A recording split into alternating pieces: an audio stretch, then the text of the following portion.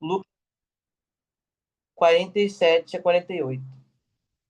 E com esse versículo eu queria acolher todos e todas vocês para esse encontro e queria convidar a Gabriela para fazer a oração. Você pode, Gabriela? Sim, sim, eu pedi para a Marina projetar. Se Ah, não tá. der, tudo bem. Dá sim. Só um Tá. pouquinho.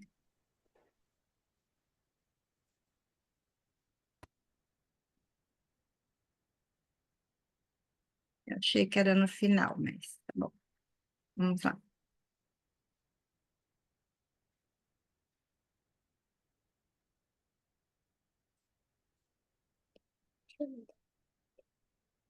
Com uma prece, peço pela força feminina.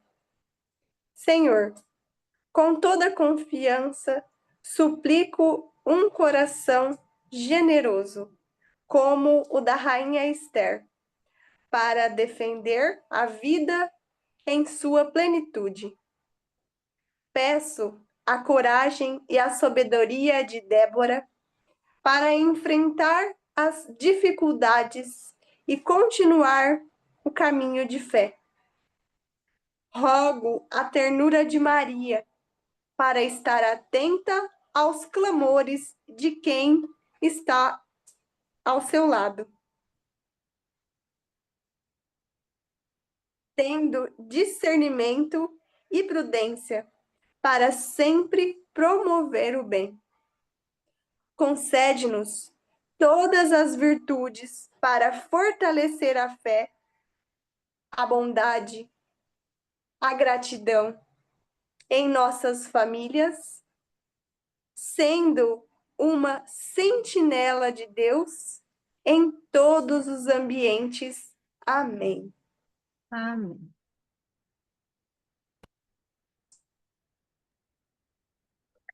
Então, uma pequena apresentação sobre a pessoa que vai trazer a temática do dia de hoje. Eu vou ler o que eu recebi, mas se a Thalita tiver alguma coisa para complementar, ela pode ficar bem livre depois de fazer. Thalita Rocha é teóloga, cientista da religião e pastora na Casa Betânia. Cresceu na Igreja Batista Pentecostal, na periferia de Belo Horizonte, e desde muito nova trabalhou como missionária. Hoje está a serviço da Secretaria do CEBI. Agora faltou a geografia. Minas Gerais, né?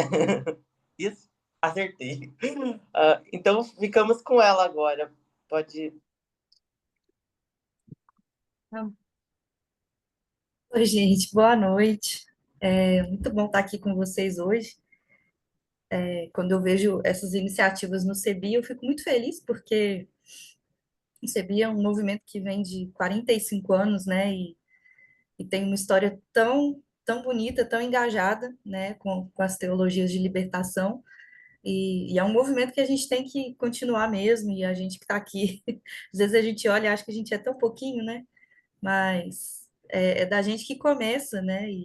E a gente é a semente. A gente está florescendo o que já foi plantado, mas a gente também está plantando a nossa semente, né?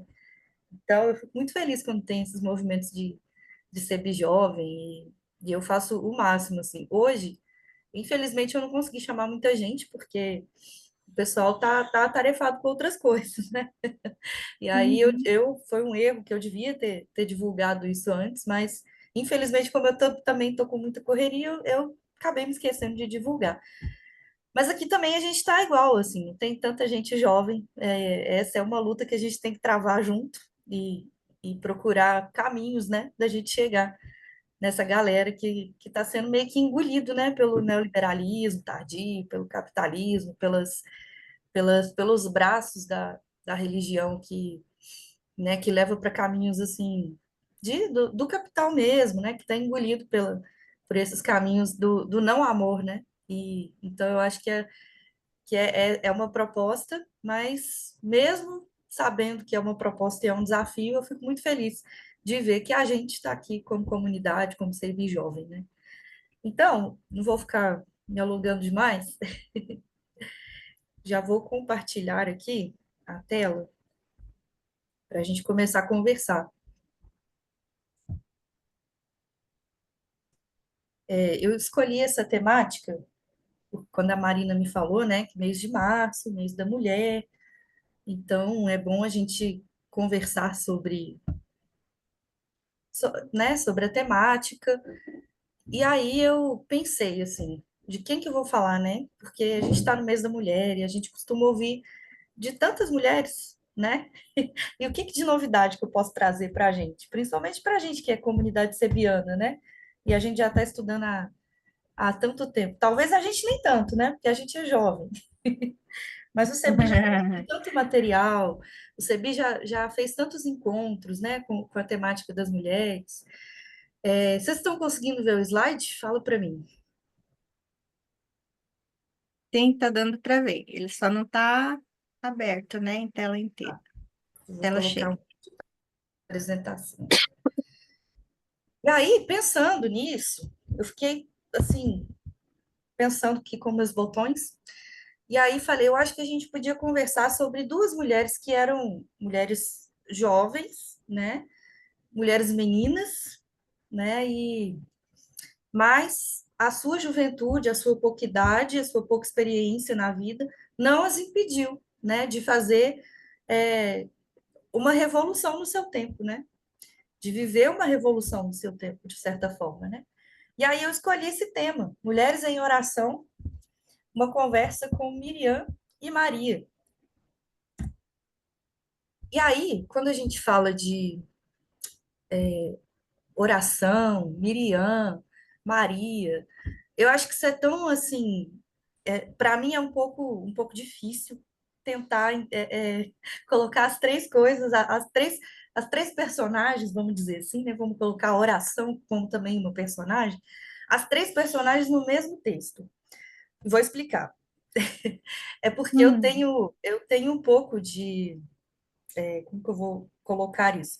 Mas eu tenho uma certa resistência quando a gente fala de oração num sentido não prático, né? Num sentido abstrato, como se a oração fosse algo que a gente para poder, né, se alimentar e tal do espírito e só isso. E não é só isso, né? A oração é muito importante como um alimento do espírito, como vivência da espiritualidade, né? Como essa crença, o exercício da nossa fé, né? Mas a oração, para mim, tem uma coisa que é muito lógica e que eu ouvi, que eu ouço já há muitos anos, alguns pastores falando, que a oração, ela tem duas palavras, né? Ora e ação. Então, é, é meio banal isso, mas é meio bobo, né? Não banal, mas é meio bobo, né? Parece meio bobo falar isso, oração e ação.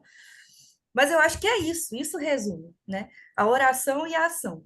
E aí eu queria trazer a oração e a ação dessas mulheres, né? Dessas meninas mulheres, para a gente refletir e para a gente se inspirar hoje, né?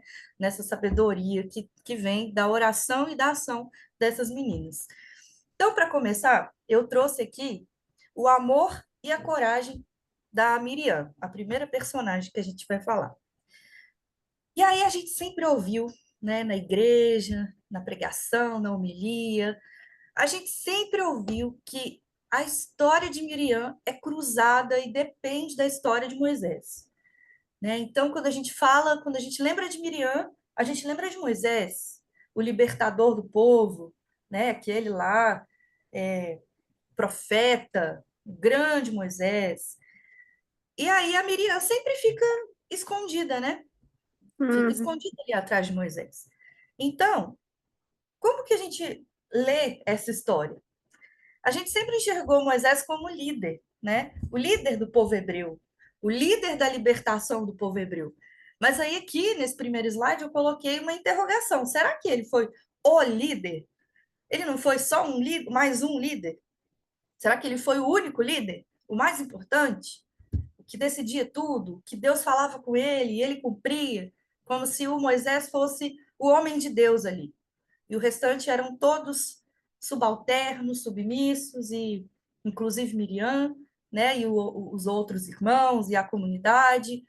Então, será que era assim mesmo?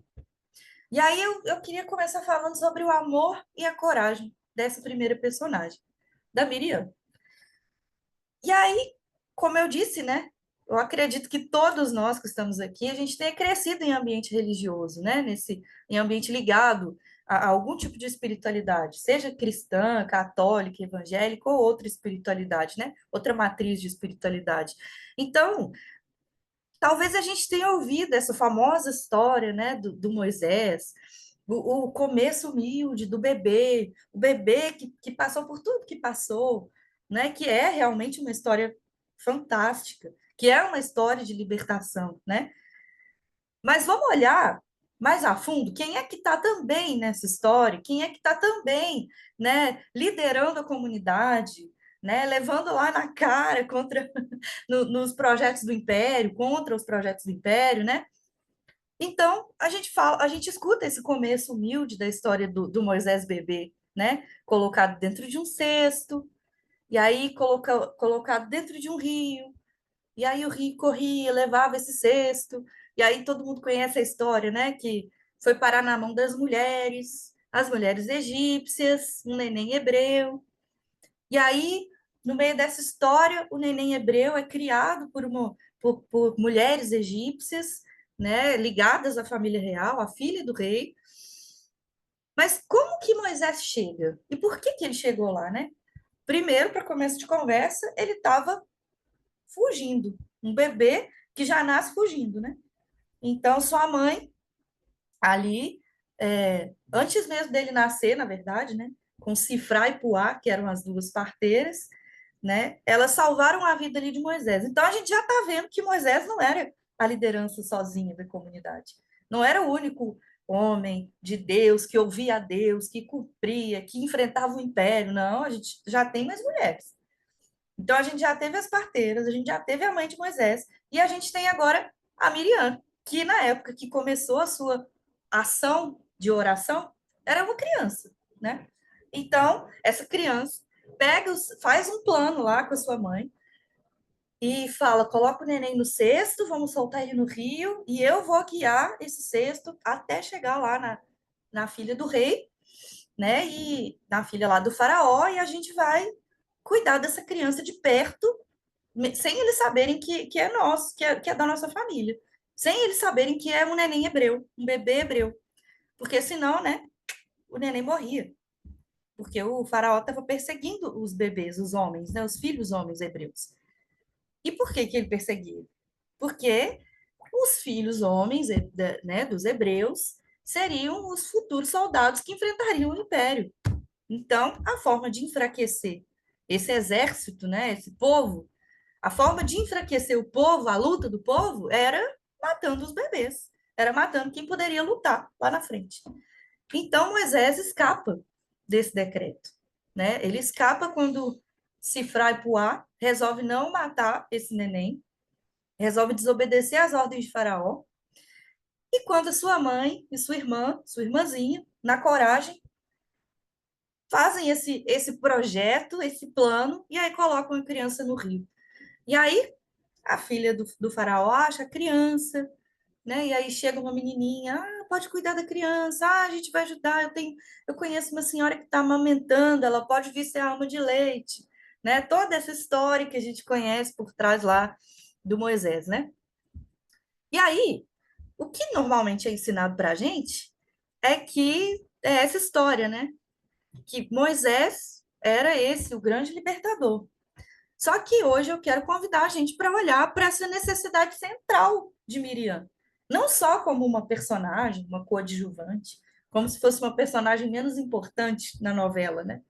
Mas para a gente olhar para Miriam e olhar e ver e enxergar a necessidade central que tem Miriam no texto bíblico, né? Então, quando a gente está falando de Miriam, a gente está falando de uma liderança. A gente não está falando só da irmã de alguém, da filha de alguém. A gente está falando de uma liderança também, que enfrentava, inclusive, a própria liderança da comunidade, quando essa liderança estava cometendo ali algumas coisas que ela julgava errado, né? E se não fosse por essas ações tão corajosas que ela tomou, essas atitudes, essas ações que ela teve tão corajosas, quando na sua infância, quando ela era só criança, lá perto do Rio Nilo, quem sabe, né, o que teria acontecido com o bebê Moisés? Se a Miriam não tivesse tido a coragem de enfrentar o império do jeito dela, de fazer essa revolução que ela fez ali, do jeitinho dela, salvar dessa criança, não existiria o Moisés libertador, né? Assim como a Sifrá, Puá, a mãe do Moisés, a Miriam também foi uma das mulheres que salvaram a vida do Moisés, né? Do menino hebreu. E aí, eu acho que quando a gente vai ler, né, os livros de Êxodo, de Números, a gente vai encontrar algumas pistas sobre a importância e a influência que a Miriam tinha. E aí a gente vai poder ver, vai conseguir enxergar com mais luz, né, sobre o amor corajoso com que essa mulher guiou o povo hebreu. Foi uma das guias, uma das lideranças mesmo, que puxou o povo hebreu, inclusive para a libertação, né? Miriam foi uma líder, uma liderança do povo, assim como foi Arão, assim como foi Moisés, seus irmãos, né? E ela exercia esse amor corajoso com a sua família, com o seu povo, com a sua comunidade, né? Então, a Bíblia vai trazer essas pistas para a gente. E para a gente conseguir ter essa habilidade de juntar uma pecinha na outra, né? De ir juntando o que está falando aqui, o que está falando ali, e trazendo para a vida, e a gente ir interpretando, né? Essa história de Miriam. E mesmo apesar dela ter vivido num contexto de extrema exclusão para as mulheres, um contexto patriarcal, né? Um contexto de empobrecimento para as pessoas hebreias, para as mulheres, para as pessoas, né, racializadas daquele tempo, a gente pode olhar e enxergar, mesmo tendo essa diminuição, essa violência que ela pode ter sofrido, que ela continua sofrendo, essa violência de apagamento do texto, né? Mesmo com toda essa violência, a gente pode olhar por trás, nas entrelinhas, e enxergar a importância e a liderança de Miriam. Né? O que a gente consegue enxergar de um olhar atento para as escrituras é um retrato de uma mulher que foi profetisa, que foi líder, que foi amorosa, foi corajosa. É o retrato de uma mulher que era, assim, paradoxalmente, controversialmente ousada. Ela foi ousada. E ela foi profundamente amada pelo seu povo, amada pela sua família, e ela amou profundamente a sua comunidade, corajosamente. Né? Então, trazendo um pouco desse contexto da menina corajosa. Né? E aí a gente vai ver essa história lá em Êxodo, no capítulo 1, no versículo 15 até o 17. E aí essa introdução que o Êxodo traz para a gente sobre Miriam vai girar em torno, como eu disse, do bebê Moisés, né, que ainda está vivo por causa das parteiras, por causa da resistência de Sifrá e Puá, da coragem da sua mãe, da coragem da sua irmã, né, que essas mulheres se recusam a matar, a abandonar o neném, o bebê Moisés, né, e a mãe de Miriam esconde esse neném por 3 meses, e aí, quando não dá mais para esconder esse bebê, coloca ele no cesto, e aí manda esse neném dentro do cesto para o rio, né? E aí a história começa com essa ousadia, através dessa ousadia de mulheres, dessa resistência, dessa coragem, da ação das mulheres. Então, a história de Moisés começa da ação de mulheres corajosas, né? E a gente pode imaginar que, quando a gente pensa assim, eu não sei quem tem irmão, quem tem irmã, né? Quando a gente pensa assim, se um irmão nosso, mais novo, né? Para a gente que é irmão mais velho, se um irmão nosso mais novo está sofrendo risco de vida ou qualquer coisa, a gente faria de tudo, né? Para salvar, não importa a idade, eu já vi criança, né? A gente vê tanto caso de criança entrando na boca de cachorro para salvar o irmãozinho mais novo de ataque de cachorro, né? Então eu fico imaginando essa coragem da Miriam e esse amor que moveu a Miriam a fazer isso, né? A ter essa coragem de enfrentar talvez o império. Imagina se um soldado pega, você está escondendo um bebê hebreu? Cadê sua mãe? Cadê sua família? Vai morrer todo mundo agora. Então, eu fico imaginando assim a coragem dessa menina, dessa menininha que era uma criança, né? E que provavelmente também estava sofrendo nesse momento de tristeza, porque ela estava sabendo que o neném, o bebê, seu irmãozinho, não ia ser criado pela sua mãe, não ia estar ali perto da família, né? Elas não iam acompanhar os primeiros passinhos do neném, elas não iam estar ali, né, cuidando da criança o tempo todo, e aquela, né, festa quando fosse festa, cuidado quando fosse cuidado. Então eu fico imaginando da dor da separação, né? A dor dessa distância que a partir de agora elas não vão ter mais o bebê Moisés na vida delas tão de perto. E aí, mesmo com toda essa dor, com todo o medo que rondava ali, né, a vida do povo hebreu, com toda essa injustiça se desenrolando, ela tem toda a coragem, né? E aí o texto fala que Deus intercede, né? E a filha de Faraó, ela chega, vê a criança no cesto, e aí também no ato de desafio ousado, porque ela é uma criança que ela não sabia de onde veio. E aí ela estava acolhendo na família real. Então essa mulher também foi uma mulher de extrema coragem, né? E de muita ousadia. Então ela olha para aquela criança, ela pega aquela criança e aí Miriam na hora chega em mais um ato de coragem, meio que invade a cena ali e fala: olha, você tem que cuidar desse neném, você não pode abandonar esse bebê, cuida dele. Precisa amamentar. Eu conheço uma senhora que acabou de ter um neném, ela vai amamentar seu filho. E aí já leva a mãe. E aí é assim que elas garantem, né? A proximidade com a criança, poder ver o menino, criar o menino. Mesmo que vai ser um menino criado como um egípcio, né? E não um hebreu, como elas. Mas elas abrem mão disso para poder salvar a vida do menino. E com toda essa ação corajosa de Miriam e de sua mãe, né?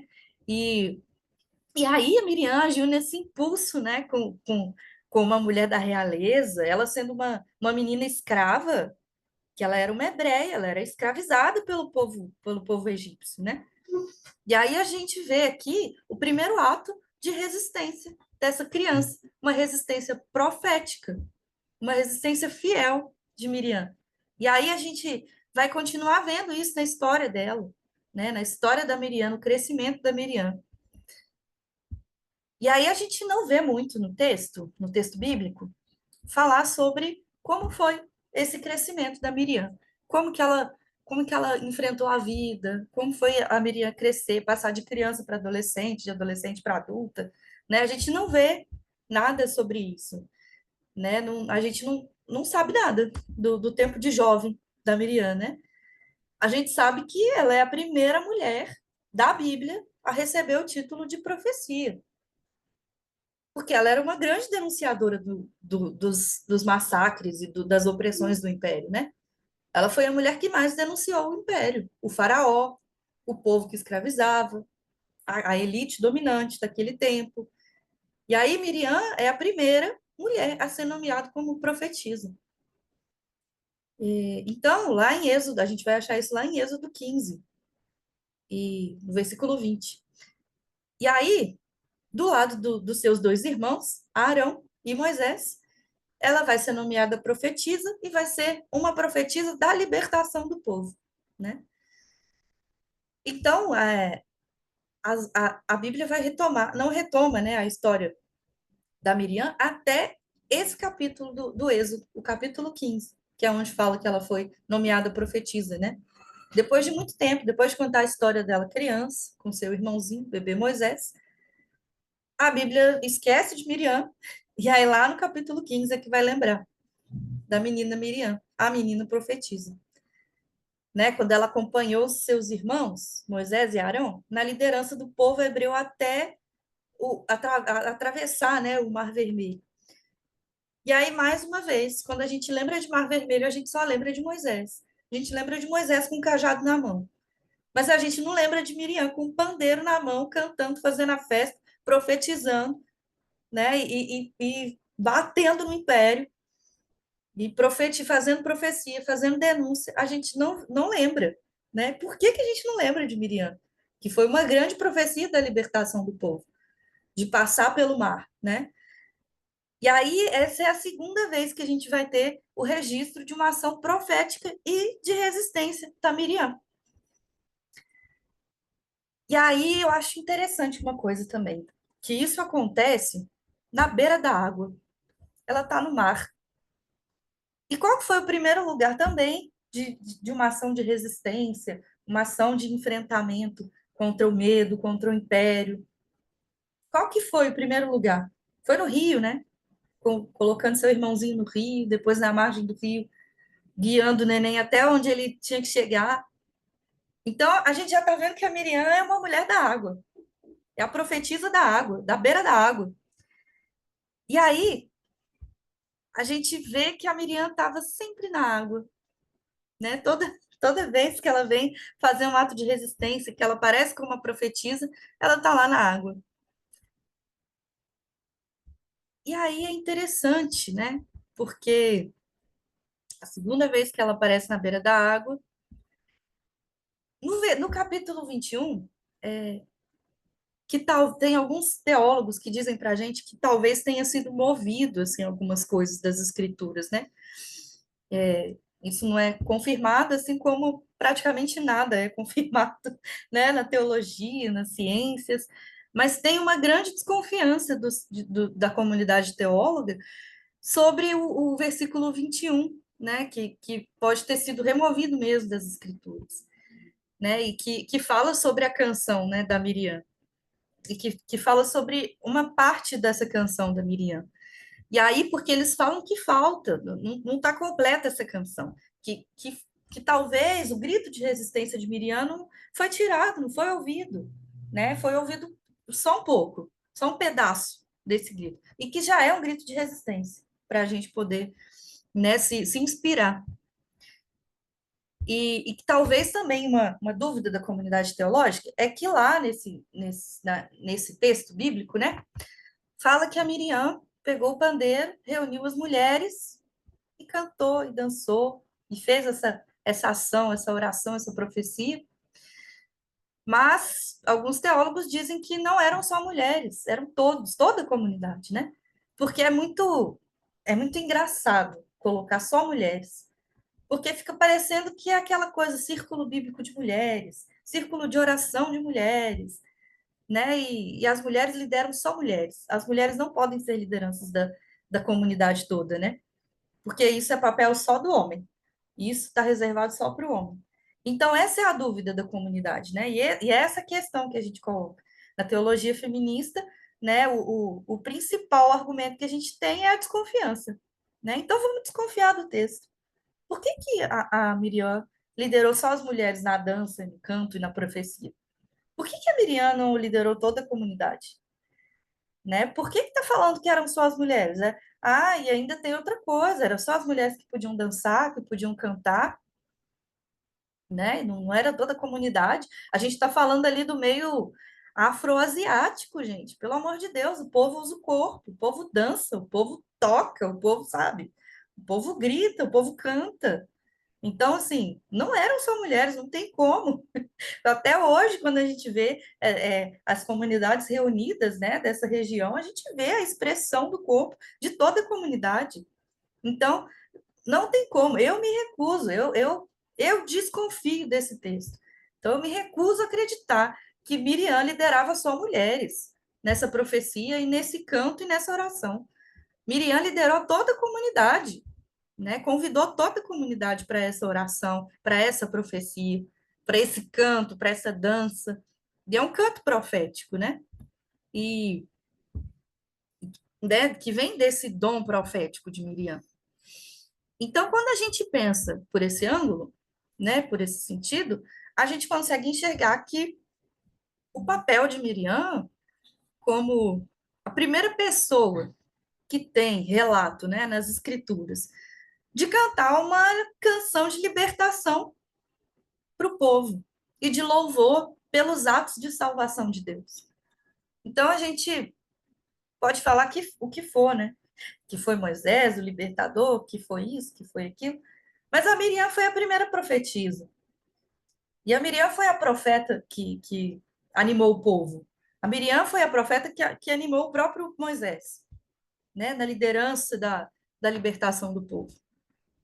E aí, lembrando sobre a água, falando um pouco sobre a água, né? A Miriam era uma liderança. E aí tem uma teóloga, que agora eu não vou lembrar o nome dela, eu sou péssima de nome. Tem uma teóloga que fala da liderança miriâmica. E aí eu acho isso bonito, porque a gente tem a liderança abraâmica, né, entre outras aí dos patriarcas, né? E aí ela traz essa liderança miriâmica, que também está associada com a liderança mariana, né? E aí, lá no texto, associando com algumas coisas que falam no texto, ela fala que a Miriam era uma fonte de água para o seu povo, né? Porque ela é a mulher do rio, a mulher que colocou o neném no rio, a mulher que buscou o neném no rio, a mulher que está na frente da abertura do Mar Vermelho, com seu canto, com sua dança, com sua profecia, com a sua animação para a comunidade, para a libertação do povo. E aí, quando essa mulher adoece, o povo se recusa a ir embora, né? O povo se recusa a ir embora sem ela. Quando essa mulher morre, a fonte de água do povo seca. E aí Moisés, Arão começam a enfrentar todo tipo de tudo que é dificuldade, né, com o povo. E aí tem todas aquelas histórias lá do bezerro de ouro e tal. É porque perdeu-se a comunicação com o povo, porque a fonte da água secou. Então, assim, a profecia, a profeta da água foi embora. Então, se enquanto não houver conversão para a profecia da água, que é a profecia da dança, do canto, da libertação, não tem jeito, né? E aí eu me lembro que quando fala daquele episódio que Moisés feriu a rocha, né, e sai água da rocha, é interessante que a gente pode fazer também essa associação, né? Com a água da rocha, com a falta da Miriam, com o povo louco, ensandecido, ninguém ouvia ninguém. Então, aquela coisa toda, aquela desorganização, é pela falta da liderança. Então, quando a gente não vê mais a liderança de Miriam, a gente vê todo esse sistema assim sendo completamente desorganizado, né?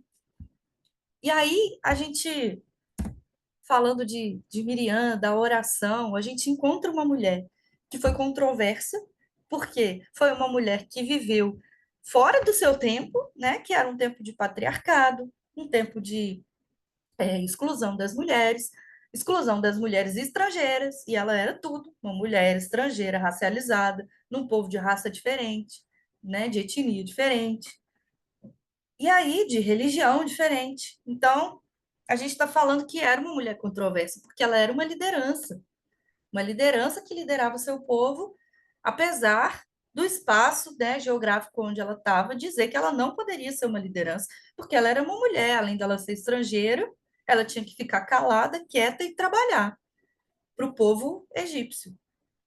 Mas essa mulher não fez isso. Essa mulher falou: não, eu sou uma profeta, eu sou uma profetisa, né? Então eu vou profetizar a libertação do meu povo, eu vou denunciar as causas dessa opressão e as causas dessa escravização. E eu vou profetizar a libertação e vou orar a libertação e vou agir para que essa libertação aconteça. E aí, quando ela toma esse papel de libertadora, né? Aí a gente lembra lá do canto que a Miriam faz, né? Que é aquele convite que ela faz. E lançou no mar o cavalo com seus cavaleiros. Isso me lembra muita coisa. Isso me lembra de Maria, isso me lembra de Ana, isso me lembra o canto de muita mulher por aí na Bíblia, né? E, e aí, quando ela canta isso, lançou no mar cavalo com seus cavaleiros. O que será que ela estava querendo dizer, né? Eu não vim aqui para dar respostas, eu vim aqui para a gente desconfiar do texto. Então, se a gente vai desconfiar do quê? Mas, enfim, vamos seguir, vamos seguir. Aí a gente deixa um pouquinho a Miriam de lado, né? Vamos deixar a Miriam descansar um pouquinho e vamos falar da Maria. Maria, eu gosto de chamar Maria de a bendita, né? Porque foi como ela foi definida pela sua prima Isabel, né? Quando a Isabel anunciou a encarnação de Jesus no ventre de Maria, né? Então, Maria a bendita. E aí, esse texto da Maria bendita vai estar lá em Lucas 1 também, no versículo 39 até o 56, que vai contar a história ali, né, da gravidez da Maria, do seu encontro com sua prima Isabel, que também estava grávida. E naquela época, as mulheres elas podiam se casar e engravidar a partir do seu primeiro ciclo menstrual. Então, imagina, uma mulher, quando é o seu primeiro ciclo menstrual? Por volta dos 12, 13 anos, né? Salvo alguns casos. Então, a gente tinha ali duas mulheres, que para a gente hoje em dia é menina. Na época delas, elas já eram mulheres, né? A sociedade já considerava elas mulheres. Mas para a gente hoje é menina, né?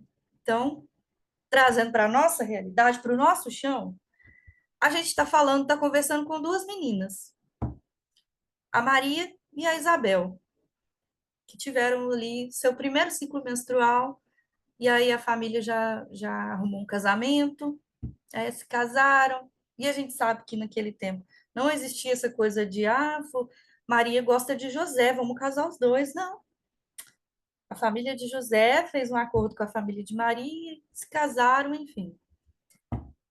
Mas, enfim, depois de todo esse pano de fundo, da gente pensar que era uma menina que tinha acabado de entrar na sua fase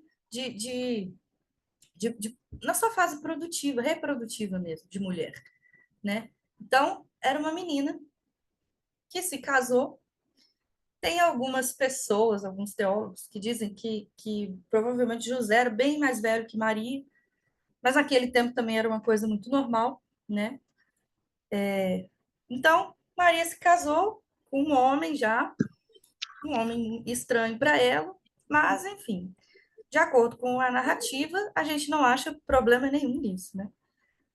Mas elas engravidam, Maria e sua prima Isabel, e aí Maria vai visitar sua prima. E aí, chegando lá na casa de sua prima, a Maria escuta uma coisa muito bonita da sua prima. Por quê? Quando ela chega em casa, quando ela entra na casa de Isabel, a barriga de Isabel, o bebê de Isabel começa a chutar dentro do ventre, desesperado, começa a dançar, começa, né? Imagino que ele estava lá imitando Miriam, começa a profetizar com seus tamborins né, e com a sua dança e com a sua profecia. E aí a Isabel fica super empolgada. O texto, eu me identifico muito, porque eu sou pentecostal, então quando fala, nossa, arrepiei. Aí eu me identifico muito. Então, a Isabel se arrepia, e aí o corpo dela sente, ela fica emocionada, ela sente aquela vida, né, de Deus, da, do espírito da vida de Deus mesmo. E aí ela chama Maria de a bendita. Ela fala, bendita Maria, porque o que você carrega no seu ventre não é qualquer um, é o libertador. Então, a gente está vendo aqui mais mulheres gerando, mais mulheres possibilitando que os libertadores saiam para a vida, né? E nasçam, e possam aí guiar o povo. Então, as primeiras lideranças do povo são as mulheres, são as mães, né? E aí, na narrativa, a gente vai ver Maria e Isabel lá nessa festa, as crianças chutando, e Isabel chama Maria de bendita, e bendita é você, bendito é o fruto do seu ventre. E aí a Maria responde, né? E é muito bonito, porque ela vai responder esse anúncio de Isabel, e aí eu lembro que a Marta, né, anunciando a ressurreição de Jesus, quando ele, depois da morte, que ela vai no túmulo lá, se eu não me engano, na comunidade joanina, que conta a história, né, que coloca a, a Marta como a anunciadora da ressurreição. E aí a gente vai ver a Marta como a anunciadora da ressurreição, e a Isabel como a anunciadora da encarnação de Jesus Cristo, né? Do libertador. E aí a Maria responde a esse anúncio que a Isabel faz em forma de uma oração que é um canto de agradecimento, um canto de fé, um canto de libertação, um canto de clamor por justiça, e um canto de fé mesmo nessa libertação e nessa justiça do reino de Deus que está chegando, né? E aí, na oração de Maria, ela vai se lembrar que a boa nova de Deus se revela na história dos empobrecidos. Ela fala, né? Derruba do trono os poderosos, engrandece os oprimidos, os empobrecidos, despede os ricos de mãos vazias. Gente, é um manifesto isso. Quem é Karl Marx fazendo manifesto comunista? Perto de Maria, perto de Miriam, fazendo profecia, fazendo denúncia contra o império acumulador, explorador de gente. Então, a gente está vendo aqui a primeira profecia, né, de libertação do povo. A primeira não, a segunda, a terceira, né, depois de Ana, depois de, de Miriam. Então, a gente está vendo aqui uma profecia de vida, de libertação para o povo, né, para o povo escravizado. E aí ela diz que a boa nova de Deus se revela na história dos empobrecidos. Que a boa nova, o evangelho, não é sobre o evangelho do imperador. Não é sobre o evangelho de Roma, o evangelho de César. Porque o evangelho de César é morte. O evangelho de César é a celebração da conquista de novas terras, de novos territórios, de morte de soldados. Mas o evangelho de Jesus, o evangelho que Maria carrega no seu ventre, é o evangelho da libertação, é o evangelho da partilha. Essa é a boa nova. É a boa nova da profecia da vida. E aí ela também se lembra, na oração dela, de louvar a Deus, porque Deus se lembrou de toda a gente humilde da sua comunidade, que estava representada no seu corpo de menina, pobre, da periferia da Galileia, que poderia ser esquecida, completamente excluída. Outra menina, pobre, né, tão nova, enfim, de outra raça, escravizada também pelo império, agora em outro contexto, mas também, de certa forma, escravizada, né, com a sua comunidade, com a sua família. Mas Deus se lembra do povo. Deus se lembra do povo no corpo dessa menina, empobrecida, estrangeira, né? Então, esse canto de Maria, essa oração de Maria, é essa oração e essa ação de libertação. Esse agradecimento né, por essa é uma profecia mesmo, né, dessa libertação que está vindo do reino de Deus, do libertador que está no seu ventre. E aí eu me lembrei dos Anuim de Javé, né, que quando a gente lembra do Cântico de Ana, que se parece muito com o Magnificat, né, que é o canto de Maria, eu lembro dos Anuim de Javé, né? O que eram os Anuim de Javé? Eram os pobres de Javé, o povo da terra, o povo que trabalhava, o povo que pagava tributo caríssimo para o império, e que tinha a sua fé de que Javé não estava do lado do império. Javé estava do lado do povo que era pobre, do povo que era excluído por conta de vários marcadores sociais, né? Seja ele raça, seja sua classe, seja seu gênero, seja sua sexualidade. Então, quando a gente fala dos Anuim de Javé hoje, a gente está falando do nosso povo, que também sofre exclusão pelo império, muitas vezes pela igreja, que também pode ser representado como um império, né? Então, os Anuim tinham a esperança, eles tinham a esperança nessa redenção, a redenção do povo, que viria do povo. E aí, esse povo, Anuim, eles eram de tradição hebreia. Lá no Primeiro Testamento a gente vai ver algumas coisas assim, que alguns estudiosos dizem que eram os Anuim, os pobres de Javé. E aí, esse povo acreditava nessa redenção que vinha do próprio povo, essa redenção de Javé que ia ser feita, que ia ser cumprida através do próprio povo, através do próprio povo empobrecido. Ou seja, o povo ia se juntar e ia fazer uma algazarra, e ia virar o sistema de ponta cabeça para que a justiça fosse estabelecida. E é por isso que Jesus de Nazaré nasce no corpo de Maria, nasce no corpo empobrecido da Maria. Porque a Maria era uma anuim de Javé. A Maria é uma empobrecida de Javé, uma menina do povo hebreu. Então, quando a gente fala, né, de Jesus, desse anúncio de Jesus como libertador, a gente está falando que Jesus nasce no meio do povo pobre, do povo hebreu, do povo excluído, e que toda essa crença de que a justiça vai ser estabelecida, ela vem a partir do povo.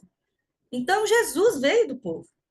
Então, é isso que a gente está falando, né? O canto de Maria também fala sobre isso, né? Que o derrubar dos pobres, dos ricos, né? Do trono, dos poderosos, vai vir a partir também do povo, a partir da justiça de Deus, do reino de Deus, que vai levantar o povo para lutar por essa justiça, né? Para fazer essa oração e essa ação de justiça. Então, o Magnificar louva a Deus porque, né, ele vem, ele desce, né? Ele decidiu, ele desceu do próprio céu, da onde ele estava, né? Como é o que nós acreditamos, para transformar a jovem, para nascer do corpo da própria jovem, né? E para transformar a jovem e toda a sua comunidade, que estava representada no seu corpo, a pobre de Nazaré, em bendita, para todas as gerações, né? E com ela também toda a sua comunidade, todo o povo pobre, o povo excluído, o povo oprimido. Então, todo o povo oprimido, todo o povo pobre, todo o povo esquecido e excluído é bendito em Maria de Nazaré e em Jesus de Nazaré, o libertador e a libertadora, né? Então, esse canto de Maria é uma oração, uma declaração de fé, né? Esse manifesto que Maria faz, que Maria profere e profetiza, esse canto, essa oração, é uma fé, né, em uma nova terra, onde não vão existir poderes que dominam sobre corpos, sobre pessoas, sobre a nossa vida mais, sobre os empobrecidos, sobre as mulheres, sobre, né, todo mundo que, por alguma razão, é excluído e oprimido. Então, essa é a oração da profetisa Maria, né, que, de certa forma, abriu o mar do seu tempo, né, e dançou e tocou tamborim enquanto o libertador vinha depois dela. E aí, pensando sobre isso, né, e pensando sobre essas duas mulheres, sobre a oração, sobre o canto dessas duas mulheres, eu proponho uma reflexão aqui com duas perguntas. E aí, eu não sei se vocês querem pensar nisso agora, querem conversar, mas são só duas reflexões, né, que eu proponho aqui. O que foi novo e que te surpreendeu nessas histórias? Que talvez você nunca tinha ouvido sobre Miriam ou sobre Maria, né? E a outra é de que maneiras aprender sobre a liderança de Miriam e de Maria foi inspirador ou foi desafiador para você. E aí, eu não sei, a mediadora, o mediador, né, que é o Gabriel, a gente pode conversar e ver se faz isso agora ou depois. E tem um pequeno para casa, que eu também não sei, às vezes, né? Coloquei aqui, escreva a sua versão. É para pegar um papel, uma caneta, escrever mesmo. Escreva a sua versão do Cântico de Miriam ou do Cântico de Maria, né? E para a gente ter uma ideia de onde que a gente vai começar, a estrutura é essa. É uma oração e uma declaração de fé, assim como Maria fez, né? Uma declaração de fé nessa nova terra de justiça. E aí você pode pegar a estrutura lá do texto e colocar as suas ideias, as suas orações, né? Aquilo que é a sua fé, dentro daquilo que você acredita que é a justiça do reino de Deus, né? E aí pode ser também contextualizado para aquilo que tem a ver com você, né? Eu sou uma mulher, eu sou uma pessoa homoafetiva, eu sou uma pessoa negra. Então, pega e coloca aí para a sua realidade, ou então eu vivo numa comunidade empobrecida, né? E gera essa oração. E depois, eu não sei como é que é, vocês têm um grupo, né? E a gente pode compartilhar no grupo, né? Uns com os outros. Mas, enfim, era isso, gente. Obrigada por terem me ouvido. Agradeço muito a oportunidade.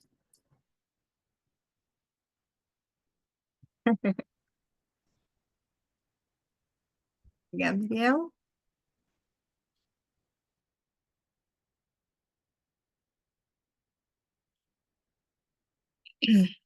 Uhum. Thalita, Bom, é, pode falar, Gabriel. ah, pelo que me passaram, o encontro era para durar 1 hora, mas eu acho que se alguém tiver alguma coisa para contribuir, não ia fazer mal. Alguma provocação. Baseado naquela pergunta que a Thalita É deixou, né, Thalita? isso. Você quer projetar ela de novo? Ou eu acho aqui? Lembrando, gente, que esse formato, né, que a gente está querendo fazer mensalmente, ele é um formato de oficinas,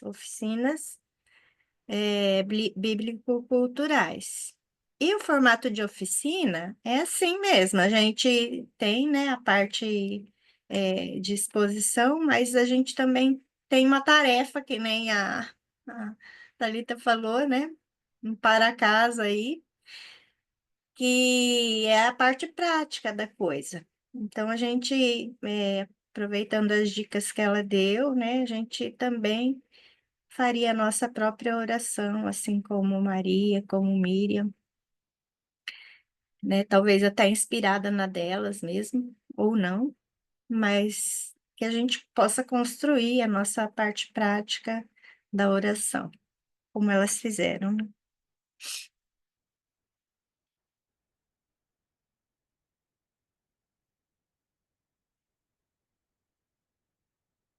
Vamos ver a última. Acho que tem que ser você, Thalita, para descer lá na questão que você colocou para gente refletir. Ainda não está aparecendo? Não, tá aparecendo o primeiro slide. Ai, meu Deus. Para mim está parecendo normal aqui. Ah, Deixa é? eu ver se eu Então, volto. se quiser, eu posso compartilhar aqui também. Continua no primeiro?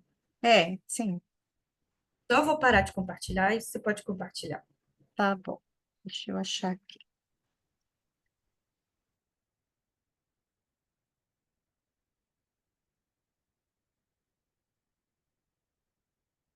Acho que é aqui, né? O que foi novo ou surpreendente nessas histórias? Teve surpresa, gente? Teve alguma visão diferente para vocês? Então fala aí.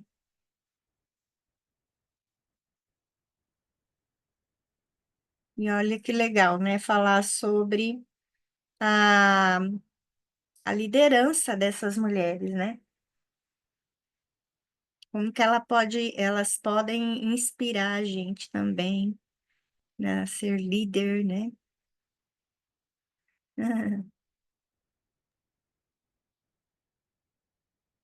Bom, eu vou partilhar, só dizer que eu nunca tinha pensado nesse lado de quando Moisés abriu o mar, a gente sempre fica com a grande coisa ali, foi a abertura do mar, né?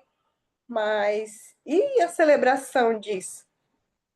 A gente não, eu nunca tinha ficado marcado para mim a celebração disso. E realmente tem a celebração com danças, pandeiros e realmente eu lembro disso. E tem até um canto, se eu não me engano, é até um canto que é lido na liturgia das horas. Só que eu tentei pesquisar aqui e não encontrei. Depois eu posto lá no grupo. Tem o cântico, né? jogou no mar, cavalos e cavaleiros. É um hino que é repetido. Eu não sei se assim, se é na hora, se é algum, se é, sei lá, se é durante a noite, se é, sei que é uma coisa que é repetida, entendeu? Dentro da liturgia das horas da Igreja Católica, né, no caso. Então, é uma coisa muito importante, é algo muito, muito importante, que é sempre rememorado. E tem que ser, porque foi muito significativo. E claro que tinha que ser celebrado, né? Só fica pra gente a abertura do mar. E pronto, abriu o mar, se livrou dos inimigos e pronto, acabou. Não, né? Celebrar isso daí também. Então eu vou levar isso pra minha vida, celebrar as coisas de Deus. E também muito legal essas propostas pra gente cada um pensar e escrever o seu cântico e, né, e responder essas perguntas lá no grupo, para a gente movimentar o grupo. Eu acho que também é legal a gente pensar em Miriam, né? Mas também nas mulheres de hoje, né? Porque a gente precisa estar sempre contextualizando, né? Não ficar só lá no texto, né? Que está lá na Bíblia. Mas em que momentos, né? Talvez a gente poderia fazer essas celebrações, ou se elas já são feitas também, né? Em que momentos são feitas essas celebrações e o que elas estão celebrando, e o que isso tem a ver com o texto bíblico também, né? Com aquele momento de libertação. Esse mês de março foi um mês, assim, muito propício para pensar sobre isso, né? Vamos tentar. Gente, vai passar um pouquinho do horário, mas não tem jeito, tá? Senão a gente não faz reflexão nenhuma. Apesar que a Thalita, né, deu um show aí pra gente, mas vamos pensar aqui entre nós, né? Que momentos desse mês a gente conseguiu ver também essas manifestações de alegria, de comemoração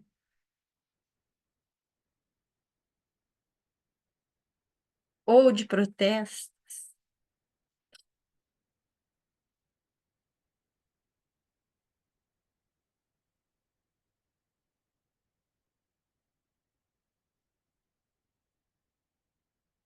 Aqui em Maringá, a gente teve no dia 8 de março uma passeata, pouquíssimas mulheres.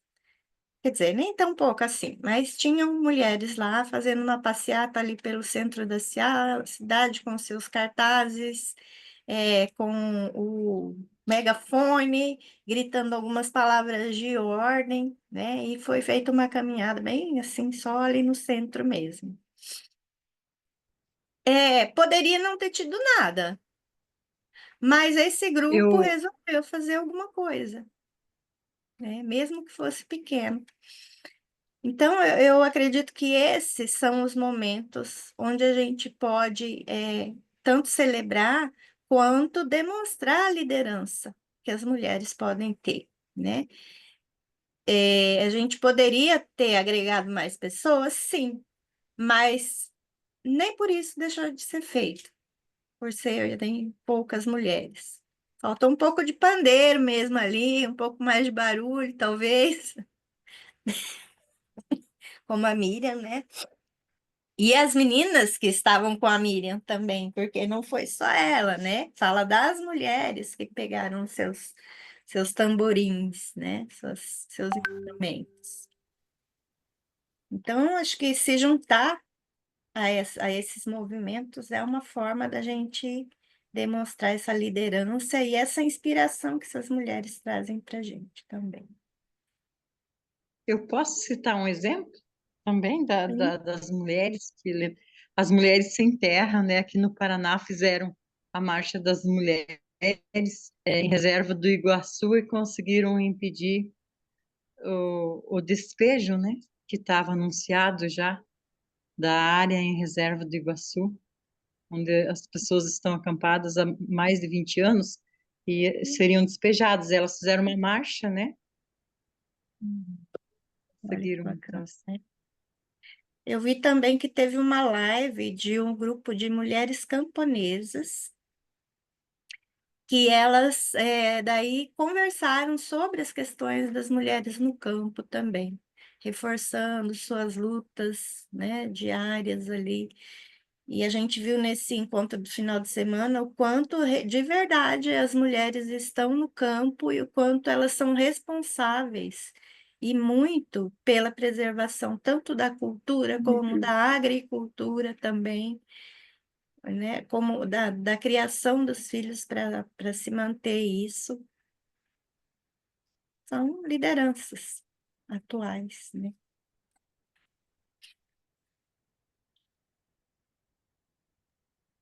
No dia 8 de março, a gente participou da primeira oficina lá da palavra insurgente, né? Junto com o Denis e com a Nancy.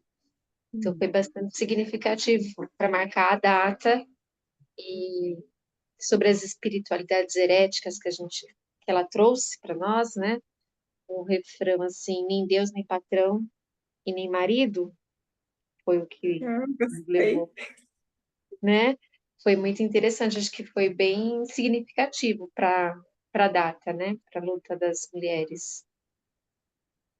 Essa coisa de dar bombom e flor no Dia das Mulheres, gente, né? Não dá, né? Não dá, não é isso, né? As mulheres não querem, se bem que tem umas que até querem, mas se a gente for olhar, né, a história da luta das mulheres, as conquistas delas, Essa não é é, isso. essa é a versão do capitalismo, né? Vamos transformar esse dia num comércio, então vamos entregar um bombom, uma flor para a mulher. Olha que lindo o Dia da Mulher. Nós estamos dignificando as nossas mulheres. Com o quê? Como auxiliar?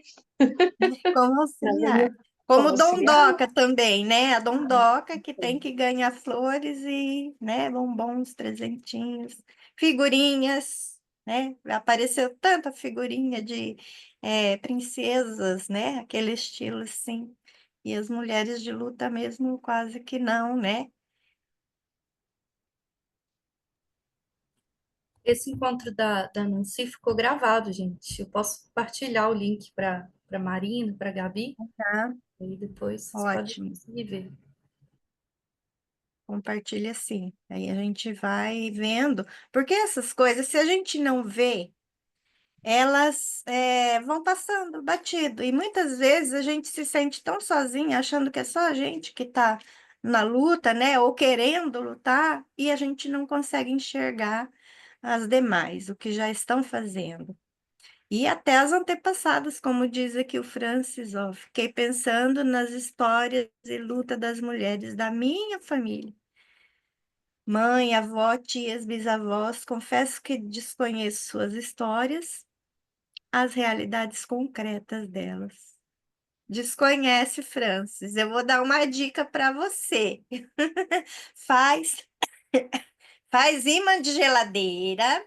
Você sabe por que que é isso, né? Bota lá as suas antepassadas que o pessoal vai se interessar e vai descobrir. E olha, a gente não pode perder, gente, isso daí é importantíssimo. Enquanto a gente tem alguém para contar a história delas. Porque muitas vezes essas pessoas elas ficam perdidas mesmo no tempo e no espaço. Os bisnetos não sabem nem o nome das bisas, né? Ou dos bisos, mas perde, vai perdendo. Então a gente precisa resgatar mesmo isso daí, até como a questão do pertencimento, né? Você pertence a uma família, a Ô, alguém. Denis. Olha o o Denis chegando ali. Aí vou até destacar você, viu, Denis, para você falar um oi aqui pra gente. Ai, que vergonha. Ah, não, quem mandou chegar agora? Daí... Muito orgulhoso você, só que não. Oi, gente. Já que é para falar oi, oi. Também tem que se apresentar. Ah, eu não tenho muitas credenciais, não, só tem meu nome. Eu sou o Denis e sou do CBMG. Moro em Belo Horizonte. Ele é muito, muito atuante lá no CBMG. Não esqueçamos disso. Parceirão da Thalita, né, Thalita? Por isso que eu vim coagido. Ah, é? Veio Tô coagido? zoando, não, tô zoando. Ah, bom. E Eu, Tá bom de tirar uma eu, foto aqui, tá bonito, hein? é mesmo. Deixa eu mudar aqui para a gente tirar a foto junta. Mas eu a queria Thalita Denis fez boas reflexões aqui para nós. Fala, Gabriel. Eu queria compartilhar que a minha faculdade é a primeira, acho, no Brasil, a ter uma disciplina de teologia feminista. Então, a gente trabalha bastante essa questão e sobre a história, eu fiz a experiência de escrever uma biografia da minha avó. E Olha. a IFB tem um cronograma chamado Em Comunhão com a Vida das Mulheres. E nesse cronograma vai incentivando a buscar a vida realmente da mulher, não a história do meu avô, mas a história da minha avó. E foi muito, muito, muito feliz. E o programa de gênero e religião ele já fez bastante coisa sobre isso, como uh, buscar a história das reformadoras, né? Se fala muito em Lutero e Calvino, mas não se fala nas mulheres. Então eles têm uns livros de citando todas as mulheres. E a minha professora de Novo Testamento, que eu tive a felicidade de ter ela como de Novo Testamento, é a Caroline Bezerra de Souza, que eu acho que vocês devem conhecer.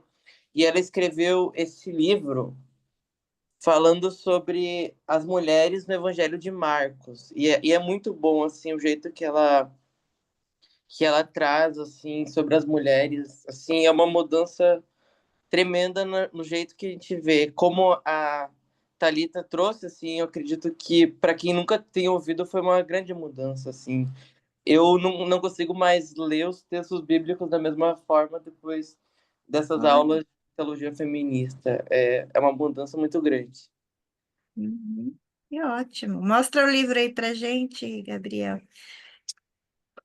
Ah, tá bom. Posta lá depois a capinha pra gente dar uma procurada.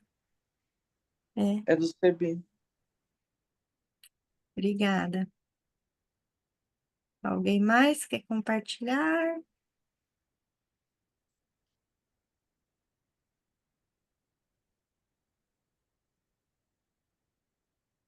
Vamos fazer o seguinte, gente. Vocês topam fazer a tarefinha de casa? Olha, a oficina, lembrando, oficina tem que ter parte prática mesmo, tá? Quem topar fazer isso, eu acho bem interessante compartilhar depois, para a gente poder ter registro disso daí, né? Poder também a gente verificar como é possível a gente se expressar.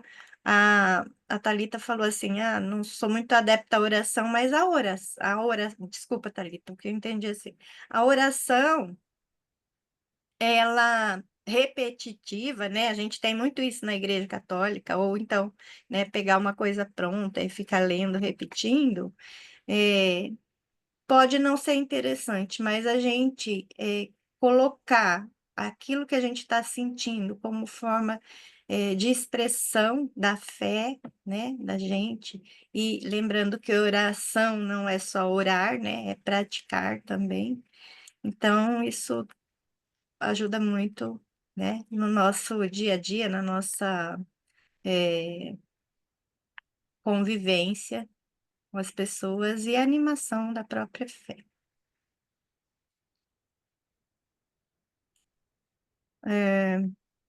Alguém mais? Elizabeth? Ah, tá.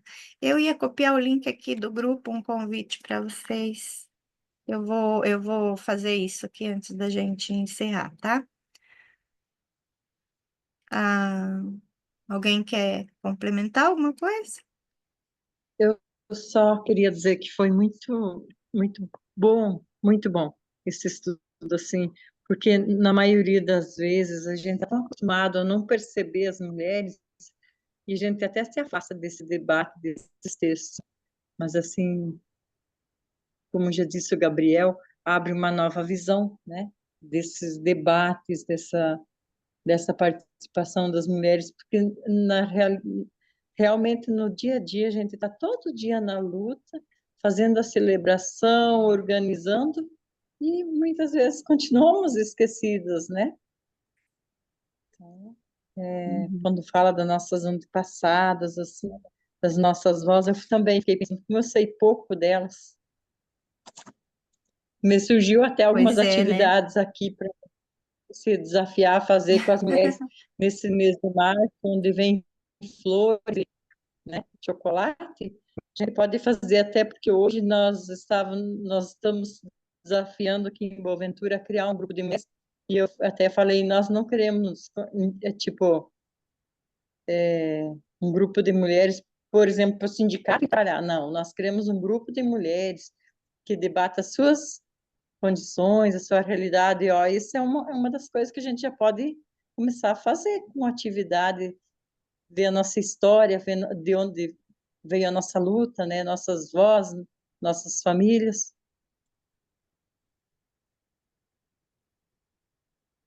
Acho que é isso. Muito, muito obrigada. Obrigada mesmo, Thalita. Obrigada. Gente, desculpa, eu dei uma saidinha porque eu procurei que não consegui encontrar. Não é propaganda, mas eu vou dizer para vocês uma coisa que eu faço e fiz para minha família, e quando as pessoas me pedem, eu faço também sob encomenda. Isso aqui, ó, deixa eu ver se dá para não ficar. Aí, Deu pra tá ver. dando para ver? Ou tá manchado? Tá dando. Tá? São ímãs de geladeira. Esses ímãs eu fiz aqui minha avó, essa aqui é a minha mãe, mas eu tenho das bisas maternas e paternas também. Com o nome delas e um pouquinho do que elas gostavam de fazer, porque às vezes elas não têm assim, né? A gente não tem muita coisa para contar sobre a formação delas e tal, porque eram donas de casa. Então, eu coloco sempre ali alguma coisa do que elas gostavam de fazer e ele vai para a geladeira. E quem passar por ali vai saber o nome da avó ou da bisa e um pouquinho dela. Então, isso é uma forma de resgatar um pouco a memória delas, né? Tá ali, elas estão presentes de alguma forma, os mais novinhos vão saber, vão conhecer. E existem outras formas também, né? Pode ser feito um monte de outras coisas, mas acho que o importante é não esquecer, não deixar que elas fiquem esquecidas. Ô, Marina, Oi, Franz. queria É o Franz? aproveitar e agradecer a Thalita, né, pela exposição, bem esclarecedora, e trouxe uma nova visão. Pelo menos eu não tinha muito essa visão.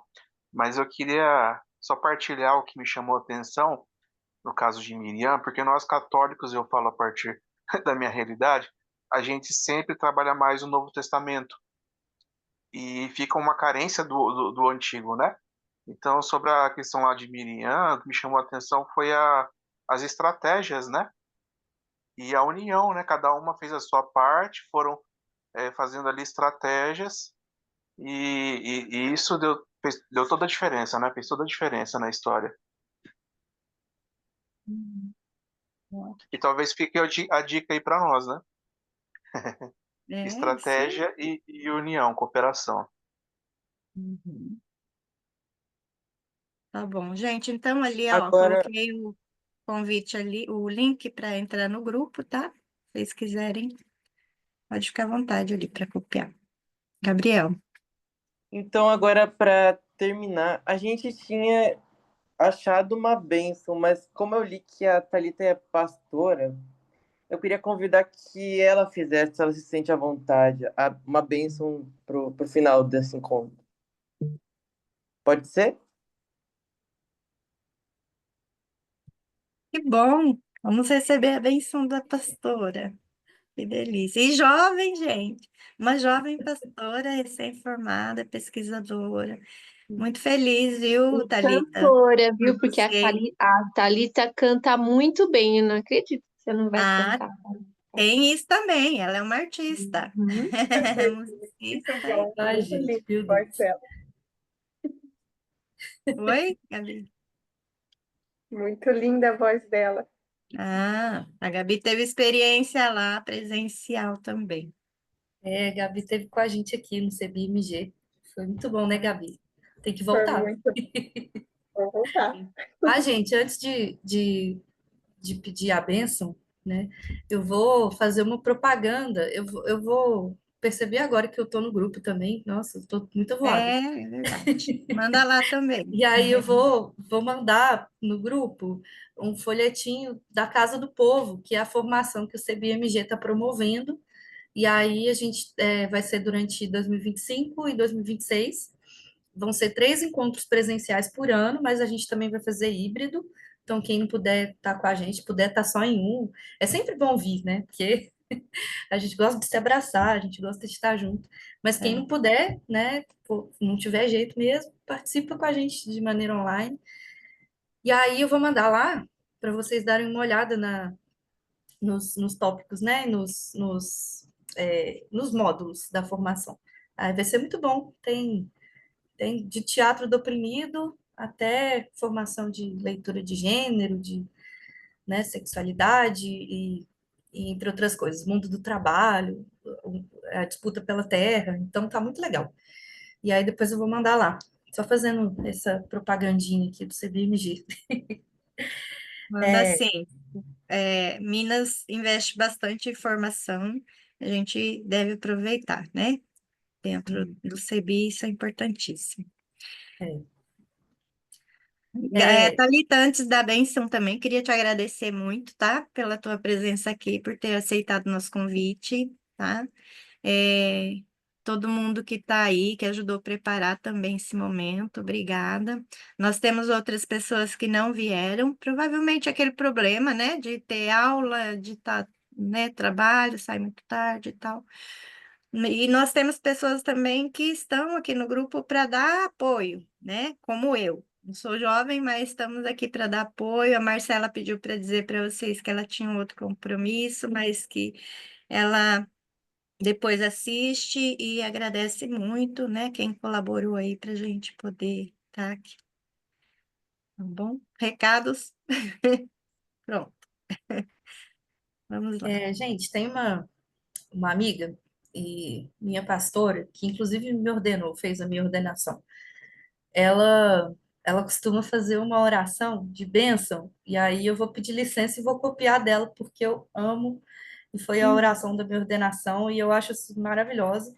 E aí eu acho que vem tem muito a ver com a nossa conversa que a gente teve aqui hoje. Então, que as bênçãos de Sara, de Agar, que as bênçãos de todas as mulheres, as nossas ancestrais, né? As mulheres que caminharam e que vieram antes de nós, que as bênçãos de Miriam, que as bênçãos de Ana estejam sobre nós, nos abençoando, que as bênçãos de Maria, Isabel, as benditas estejam sobre nós, nos guiando, nos trazendo luz e nos orientando e nos ajudando como comunidade, nos organizar e cantar profecia. Amém. Amém. Amém. Amém. Muito obrigada. Obrigada, gente.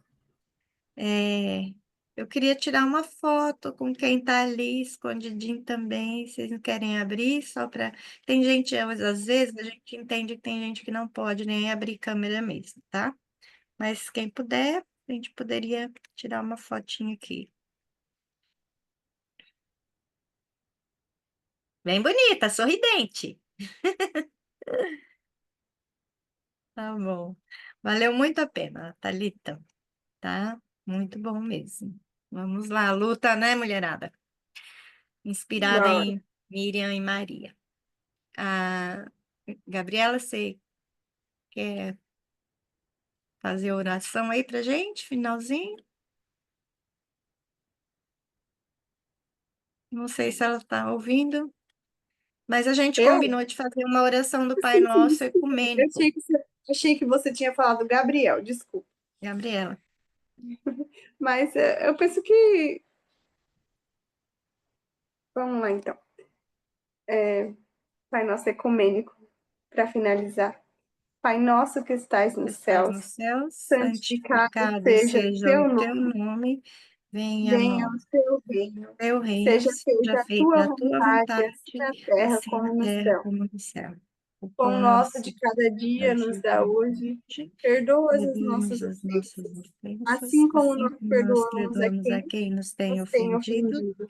E e não não nos nos deixe deixeis cair em cair em tentação, tentação, mas livra-nos do livra-nos mal, do mal. pois teu Pois é o teu é o reino, reino, o o poder poder e e a a glória glória para para sempre. sempre. Amém. Amém. Amém. Gente, obrigada e até a próxima. Apareçam. Tchau, Obrigada, gente. Denis. É uma honra você ter vindo aqui. Beijo. Beijo. Tchau, Vocês tchau. também, Márcia, Heloísa, que não Beijo, apareceu. ô Castinha. Voltem aí sempre. Beijo, beijo. Tchau, tchau.